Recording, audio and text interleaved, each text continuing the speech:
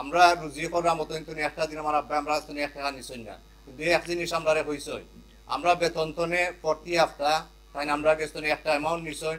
ব্যবসাও করি জন্য একটা পার্সেন্টেজ নিছই, আব্বার লাগি না আসলে নাই, ও আমরা দেশের গাঁও গ্রাম সকল গরিবুরার লাগি।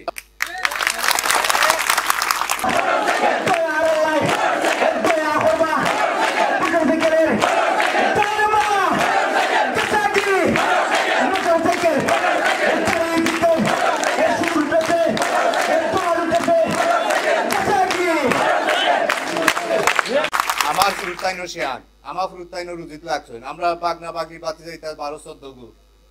6-7 জন রুজিত, আমরা তো আমরা পার্সেন্টেজ দিলাম, আমরা ফুরুতাইনো আমরা পার্সেন্টেজ, আমরা নিজে ফুরুতাইনো পার্সেন্টেজ লইলাম, আই আমার আব্বাসে দিলাম গরিবুরার লাগে। আমি আইবার আগে আমার ফুরি 12 বছর, তাই গেছে আমি পকেট খরচ দিতাম, আইবার সময় তাই দেখিয়া গেছে 1.5 বছর আমি দেশও আসলাম, তাই দেখিয়া গেছে গরিবুরা বেশি, তাইরে আমি দিছি টাকা, আমি ওই যে তুমি রাখো আব্বা যাইরাম বাংলাদেশও, তাই নিছে আইয়া আরো নিছে, আব্বাই কিন্তু ওই তো না আরো দো, আমি আরো দিছি,